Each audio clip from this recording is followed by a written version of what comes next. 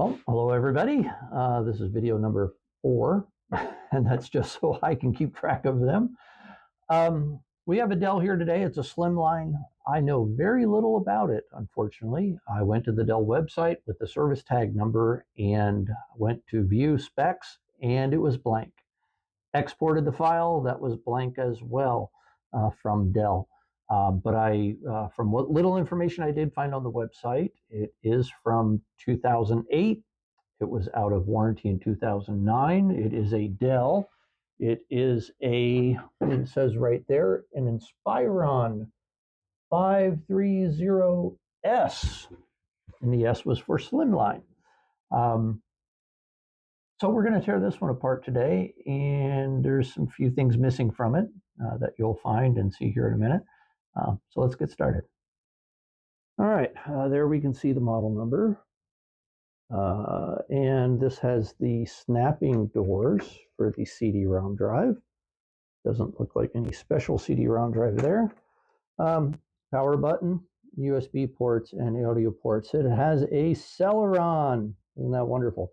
And you can see their Windows Vista Basic. So that also tells you a bit about the age. It is a slimline, as you can tell. We come around to the back. And power supply is not at the top. There's the service tag that Dell did not supply anything for.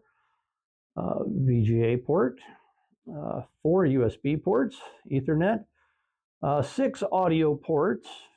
As I said previously, the green one is what you would want to use. Look at that video port. That is not DVI. I'll show you the cable that goes to that momentarily. An extra Ethernet card, which is interesting, which means the one on the motherboard must have failed or had something, and an open big power supply is missing. I was considering booting this one up, but right there, that put an end to that. And the other side. So let's open it up. All right, here's that cable that goes into the video card that we've seen there.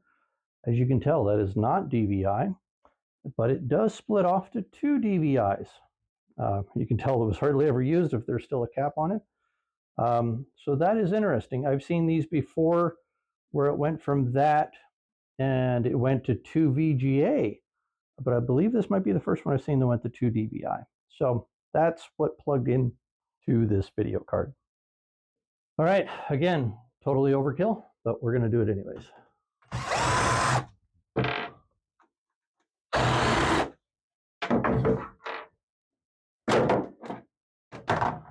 There's your first glance at the inside. Let's get a closer look. All right, this is the closer look. And as you can see, let's pull that front faceplate off.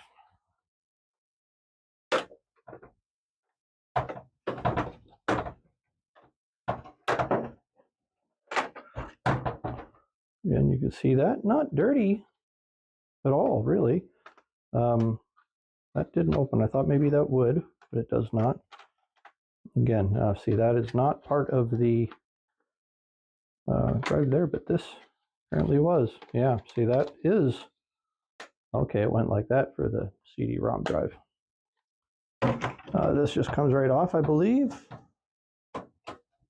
Oh, it does have a lever here that holds that on. I believe you can see that there. It tells you which side's the rear, or that it goes to the rear side. You could not put that on backwards. So again, that was mostly for the technicians that Dell hired to repair these, because, well, if you ever called Dell tech support in the early 2000s, you know why that's labeled like that. So let's take a look at these cards. There's the PCI, PCI Ethernet. I'm sure that's 100 base T. Can that be seen there as far as the lights or some indication there it may give what that is all about? That might be 100.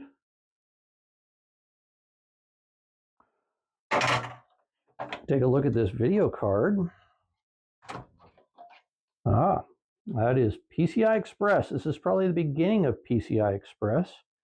That is an ATI video card, Radeon, you can see there. And See if we can see any specifics on that. There's the model number. Serial number, does that give any information there other than serial number? Not sure. But there you go. And again, closer look at that port.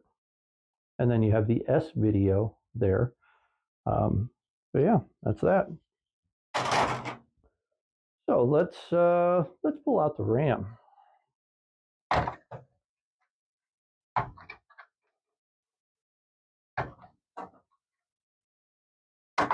Wow, did you see that? Wow, it's flying out of there. Wow, mixed set. You can see that. But they appear to be 1 gig each. So this had 4 gig of RAM, which in 2008 was probably well sufficient, but definitely not a matching pair. All right, let's get some cables disconnected here. Interesting how these go through this little port here. Kind of interesting, I guess, for cable management and airflow. They would do that as well. And it all just comes to the front panel here. I'll show you in a minute, maybe. Let's get the processor out. There's a couple extra screws on there. Let's see if we can get to them.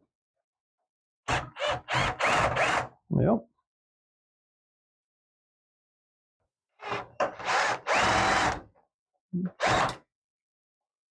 Yep, there's 4. And here. Let's see what that did for me. Looks like absolutely nothing. So let's get the ones off the processor fan, or the heat sink that goes to the processor.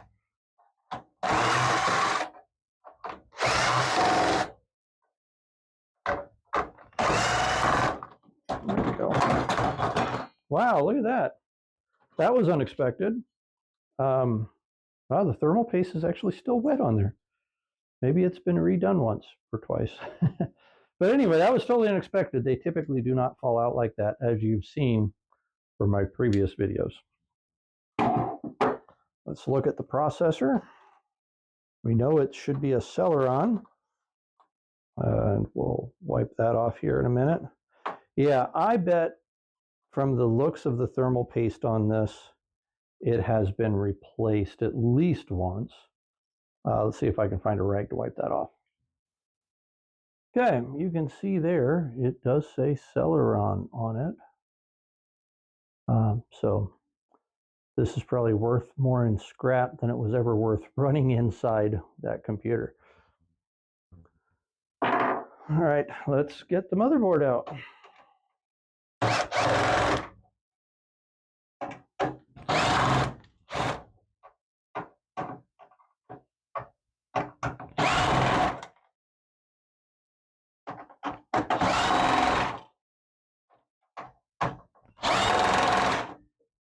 Well, looks like we're going to have to remove the CD-ROM drive, which you see this tab. I bet that's a tab. Yep. That tab comes right off, and then this just slides right out. There you can see the drive. It is a DVD CD rewritable drive. The date says 2006. No, 2008. Your eyes are probably better than mine. But yeah, 2008. So I was correct on the date. Now we can get the drive out, or the motherboard out. You can see there's another one. Yep, behind the RAM slot. Did I miss one somewhere else? I don't believe I did. Definitely something holding it up. Yes, behind the other RAM slot. There we go. Okay. All right, let's take a closer look at the motherboard here. Capacitors all look fine. Yeah, they look real fine. So that tells me the failure of this one more than likely was the power supply. Since it's not in the system, they pulled it out and probably decided it was not worth fixing.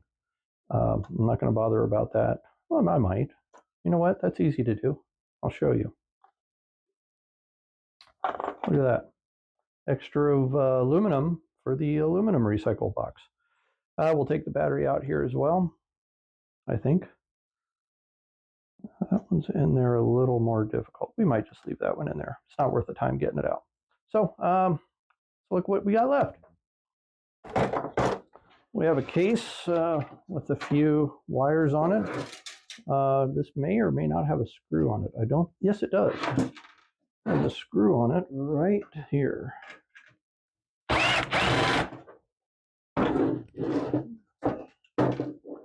Does it have another one? No. Then wow, it slides probably.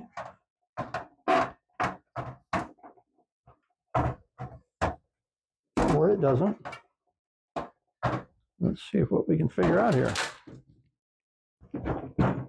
Oh, yeah, just had to tap on it a bit. And there, that comes right out. And we have, the fan. See if we can get that fan out of there. Then we'll have a completely, see the fan down there? Let's get that out of there. You'd think this would be easier. Oh, one screw.